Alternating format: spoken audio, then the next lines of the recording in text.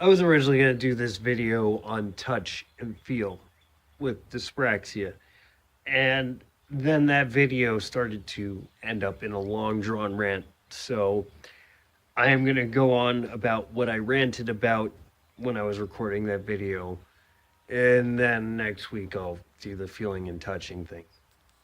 But that is important context because when talking about touching and feeling, I was starting to realize that dyspraxia is a relatively invisible disorder. It's not like the other disorders in their class, like cerebral palsy and Parkinson's disease, in that it's not very apparent. While you may be relatively more clumsy than everyone else, and you may seem a little bit more irritable than everyone else, or a little bit more out of it, it's not the same as having a Parkinson's episode or having a limb that is, completely altered or physically maimed in some way. Because of dyspraxia being relatively unknown, especially here in the US, I know in the UK it's relatively better understood, but in the US, it's not that well understood at all, as is just mental health in general here in the United States. I mean, look at the large number of anti vaxxers around in the United States. And so a lot of people with dyspraxia or just mental health conditions in general find hard time reaching out for help to just about anybody. And while this does seem like a common thread in almost all my videos, at the end of my video, I usually say, oh, hey, don't be afraid to get help. Always make sure you have someone to talk to. This is a relatively hard thing to do, A, when your condition is, well, unknown practically by the majority of the population, and B, when people's general understanding of mental health is, oh, well, if I don't understand what it is or how it works, it must be autism. So, getting help with dyspraxia or even finding a proper diagnosis itself does take a lot of research and a lot of looking into things. And in order to find that help, I think one of the most important things you can do, either as a parent or as someone seeking a medical provider, is to do as much research as humanly possible on the person that you are looking to see. This should go without saying, just in general, and looking for a medical provider, whether it's just a family doctor, even. It's important to know what exactly you are looking for. And when it comes to trying to get your dyspraxia diagnosis or even just a mental health diagnosis in general, it's important to find someone who has specialism in the fields of both neurology and psychiatry, or at least as much of an overlap between the two as possible. Now, it's kind of hard because while they're related sciences, they're not the exact same scientists. A neurologist and a psychiatrist may consult each other once in a while, but they will not be doing the same exact things on a regular basis. This is where you get into having what I like to call a support system. And I would like to say that I am not a medical professional and none of this should be taken as medical advice, but this is what I have found has worked with me and with others around me. So if you do use this as a jumping off point to find someone to help you, by all means run with it. But this is what has helped me. So at the first level is getting a proper diagnosis. I mean, 100%, you know, I am almost 100% sure because nothing in medicine is 100%. But getting diagnosed by a licensed physician with a specialty in whatever you are seeking is probably the most important thing first. Consulting anyone else is just setting yourself up for failure. And I don't care how much research you do, I don't care how much WebMD you read, I don't care if you have the symptom checker, I don't care what it is. All right. Nobody can diagnose you better than a specialist. That being said, a lot of specialists and a lot of doctors get a lot of flack for misdiagnosis, and a lot of that is because they're not getting the whole picture. A lot of people, when they go to a doctor or a psychiatrist, tend to hold back things or tend to not say things or tend to forget things.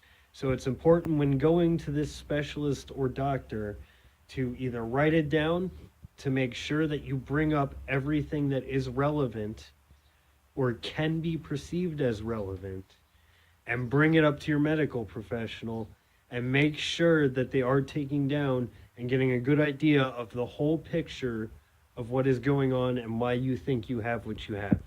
Now, once you have an actual diagnosis, complete diagnosis, and you have a primary care doctor and a psychologist or psychiatrist who understands fully what your limitations are and what your strengths are, it's important that you see that physician regularly and that psychiatrist regularly on a regular basis, because these are going to be the people you can report to if you are suffering complications, who may be able to give you medication to help with those complications, or who may be able to help you with coping, or who may be able to just use your experience in general to help learn about your condition better.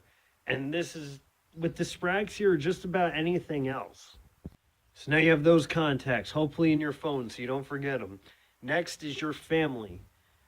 Now, I understand not all families are the same. Many people come from a broken family life, and especially in areas of high poverty or underdeveloped areas or areas that are just shitty areas or high in drug rate or high in crime rate, I understand that you may not be able to rely on family, but even a close family friend or someone who you can talk to that is a part of your family unit will be someone who you can guarantee will be there for you, who has your back, and who may even have similar problems, because a lot of problems, especially dyspraxia, tend to be genetic in variety. But having that support system that is super close to home and that is something you can rely on and something that you know you can guarantee to trust is also going to be helpful, as that is someone you can turn to in your home life if you're, say, just having a bad day because of your complications. And it is important that they may not know the full story. Not everything your doctor knows or psychiatrist knows. It's not relevant. If it's not medically relevant, and it's not something that you would bring up to somebody in the ER or whatever, obviously you don't have to bring it up, but obviously make sure that they're your family, they're there for you. Utilize that system if you do have it, because a lot of people don't.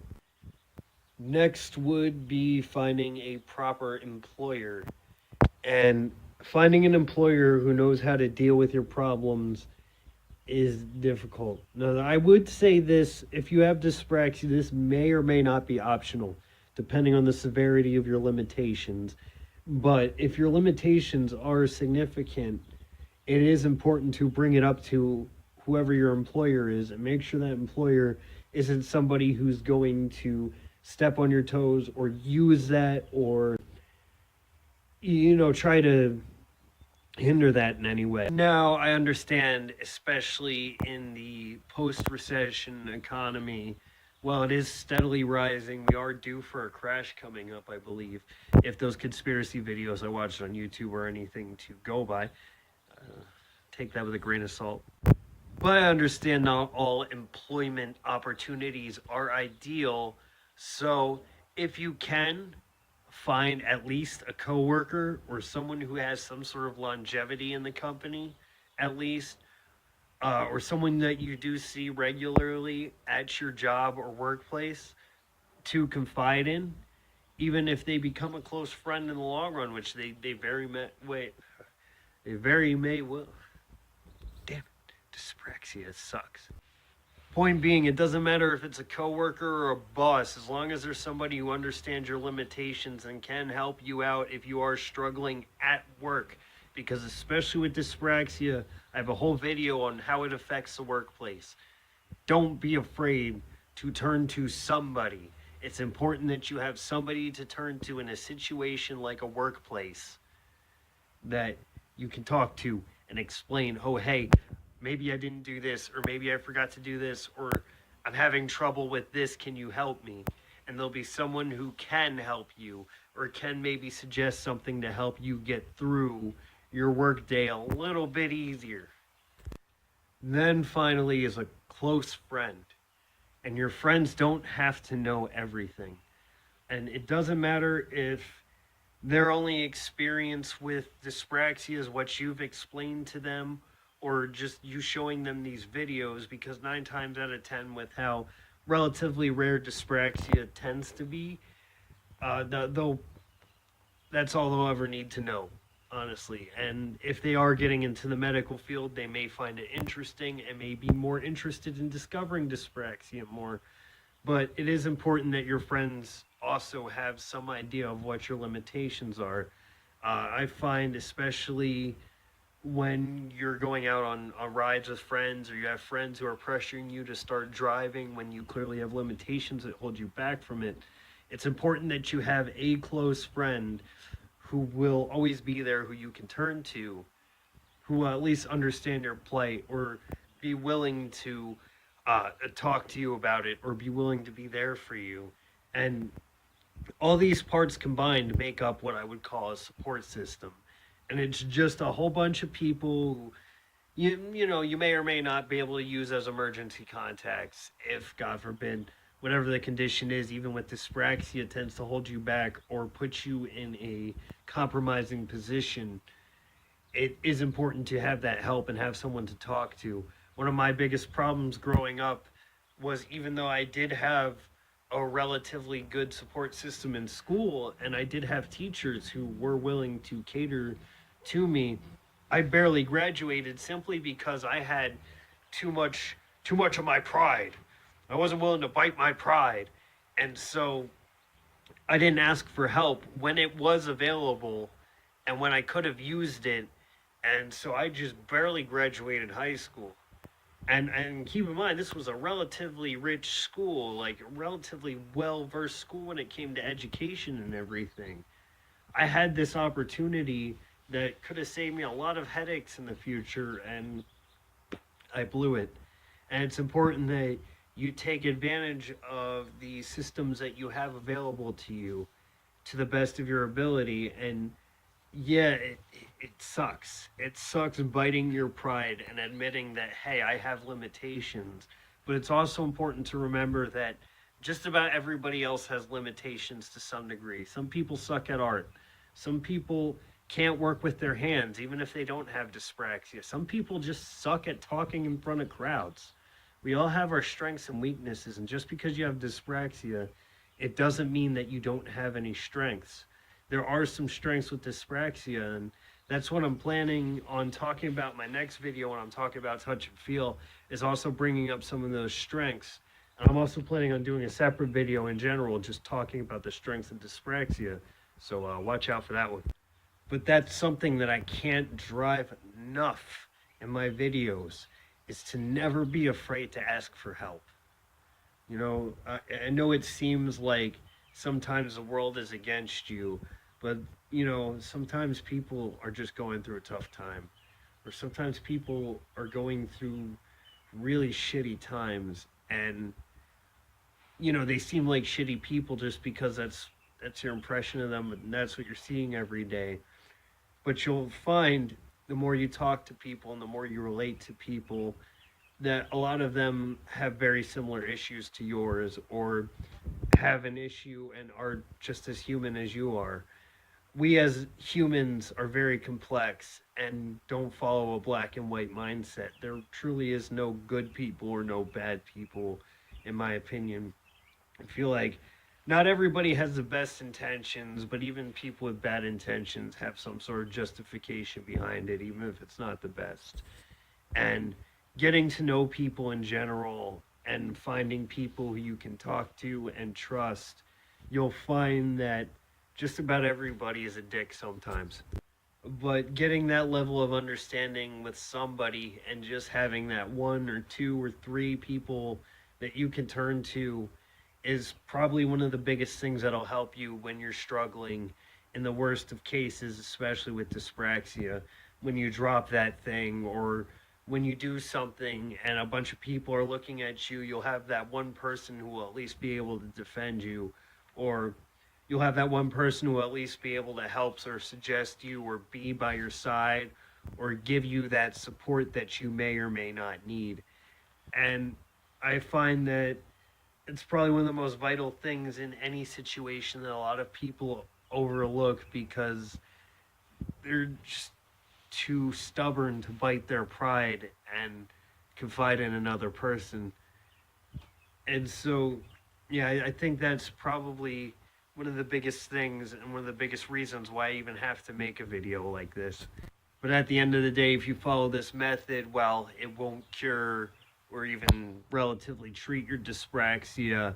It will make life with dyspraxia relatively easier compared to how it was before, or at least to some degree. So that's all for this video. I know it was a little bit rambly. I wasn't trying to be too political with it. I'm trying not to be political with these videos. I want them to be more informational, educational, and help my fellow dyspraxics out the best of my ability. So I try not to make it political, but that's all for me, everybody. You guys have a good one.